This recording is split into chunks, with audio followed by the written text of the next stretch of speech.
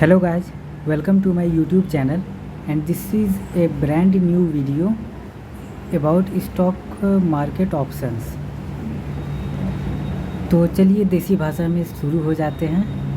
जिन लोगों को जिन लोगों को स्टॉक मार्केट के बारे में जानकारी नहीं है उनके लिए मैं ये बताना चाहूँगा कि स्टॉक मार्केट में स्टॉक्स की ट्रेडिंग होती है। स्टॉक्स क्या होते हैं?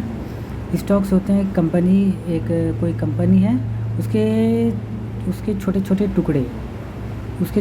टुकड़ों को स्टॉक्स बोलते हैं। जैसे एक रिलायंस एक कंपनी है, अगर आपने रिलायंस का एक स्टॉक पकड़ा हुआ है, मतलब ख़रीदा हुआ है, तो ये मतलब हुआ कि आप रिलायंस कंपनी के एक हिस्सेदार बन गए हैं। तो बेसिक जानकारी के लिए इतना ही। और स्टॉक मार्केट में स्टॉक्स की ट्रेडिंग होती है, खरीद बिक्री। तो हम लोग बेसिकली यहाँ पे ऑप्शंस के बारे में ही सीखेंगे और मैं बाकी किसी और टॉपिक्स पर भटकने के बजाय डायरेक्ट ऑप्शंस पर आता हूँ। तो ऑप्शंस क्या है? ऑप्शंस एक कॉन्ट्रैक्ट है। ऑप्शंस को हम लोग एक कॉन्ट्रैक्ट की तरह देख सकते हैं। ये बन गया कॉन्ट्रैक्ट। कॉन्ट्रैक्ट में क्या होता है? कुछ टर्म्स एंड कंडीशंस लिखे हुए होते हैं। कुछ टर्म्स एंड कंडीशंस क्या होंगे, ये हम आगे जानेंगे। तो उससे पहले मैं आपको ये बताना चाहता हूँ, मैं पूछना चाहता हूँ आप लोगों से, आप लोगों ने बचपन में शर्त लगाई है? हम सभी ने कभी ना कभी शर्त लगाया होगा। जैसे कह देते हैं कि क्रिकेट की एक टीम है, ये टीम आज जीतेगी या हारेगी। तो इस तरह का शर्त हम लोग लगाते हैं और कभी कभी इस शर्त लगाने के पैसे भी लगते हैं, जिसको हम लोग बैटिंग कहते हैं। तो ऑप्शंस घूम फिर के कुछ वैसा ही टाइप का है। तो हम लोग थे कॉन्ट्रैक्ट्स पर। तो एक कॉन्ट्रैक्ट क्या है? कॉन्ट्रैक्ट का और साधारण तरीका मैं आपको बताना चाहूँगा। तो हम लोग एक करेंसी लेते हैं, 1 रुपये का नोट लेते हैं। ये मान लेते हैं 100 रुपये है। ये रुपये का सिंबल बन गया। ये 100 रुपया क्या है? पैसा आखिर है क्या? पैसे को देखने के लिए पैसे को बहुत लोग बहुत नज़रिए से देखते हैं, और मैं जिस नज़रिए से ये वीडियो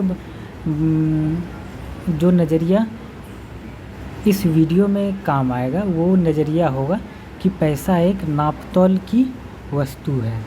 हम लोग इसे नापतोल करने में इस्तेमाल करते हैं।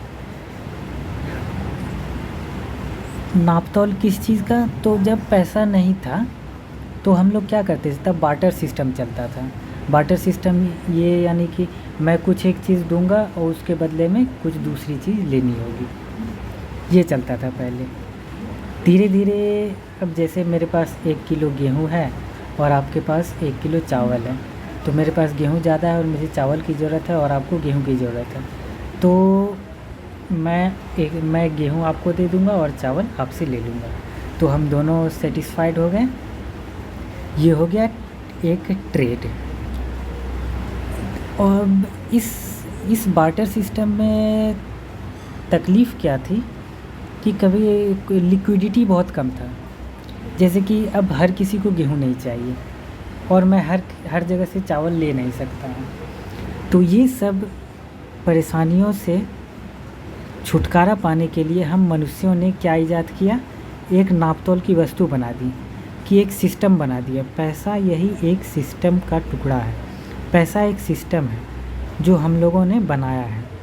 किस चीज़ के लिए? तो नापतोल करने के लिए। पैसे पे क्या होता है? पैसे पे यहाँ पे हमारा गांधी जी का एक छोटा सा चेहरा होगा और कुछ चीज़ें होंगी, और जो सबसे महत्वपूर्ण चीज़ होती है पैसे के ऊपर, वो जो अंकों में लिखा होता है, ये क्या है? ये पैसे की वैल्यू है। ये पैसा, इस पैसे का कितना मूल्य है, ये उस पर अंकित होता है। तो ये हो गई पैसे की बात। चलिए पैसे की बात अब ख़त्म करते हैं। अब हम लोग आते हैं ऑप्शंस पे। तो ऑप्शंस में मैं कहाँ बता रहा था, मैं बता रहा था आप लोगों को शर्त लगाने वाली बात। तो इस कॉन्ट्रैक्ट में भी यही होता है, शर्त लगाया जाए। ये शर्त लगाने का कॉन्ट्रैक्ट है।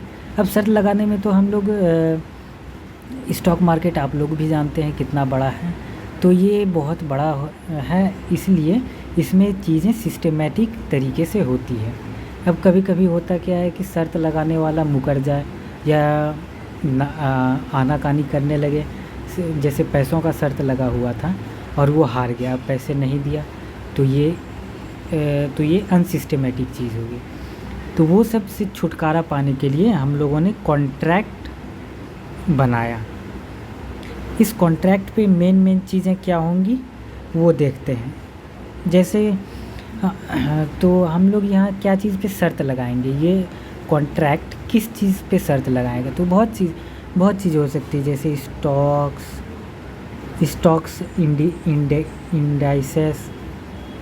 इंडाइसेस जिन लोगों को नहीं पता है, इंडाइसेस एक कुछ स्टॉक्स का समूह होता है, उसे इंडाइसेस लेते हैं।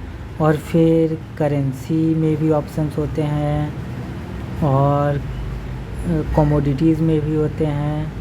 COMMODITIES स्पेलिंग सही है कमोडिटीज़ की। कमोडिटीज़ में भी ऑप्शंस होते हैं। तो आप इन सब चीज़ों में हाँ, और क्रिप्टोज़ को मैं कैसे भूल सकता हूँ। तो ये सब चीज़ों में ऑप्शंस होते हैं। तो अब हम लोग शर्त किस चीज़ पे लगाएंगे। तो जैसे रिलायंस का स्टॉक अभी कितना चल रहा है, अभी लगभग 2600 या 2500 कुछ चल रहा है। तो जैसे हम शर्त लगाते हैं कि रिलायंस का स्टॉक 2700 पहुंच जाएगा, एक तरीका हुआ। या दूसरा हो सकता है ये घटकर 2500 हो जाएगा। कब तक। अब दूसरी चीज़ आती है कि इसमें टाइम भी आता है। तो हम लोग धीरे धीरे चलते हैं। तो ऑप्शंस का सबसे पहला चीज़ आएगा एक्सपायरी डेट, यानी कि ये कॉन्ट्रैक्ट कब तक वैलिड है। जैसे हमने शर्त हम अपने एग्जांपल में चलते हैं, जो हम लोगों ने क्रिकेट बैटिंग का लगाया था कि ये टीम मैच जीतेगी। तो कौन सा मैच, आज का मैच हम लोगों ने टाइम फिक्स कर दिया कि ये आज का मैच ही जीतेगी, इसका शर्त लगा हुआ है। तो उसी तरह से ऑप्शंस में एक्सपायरी डेट होती है।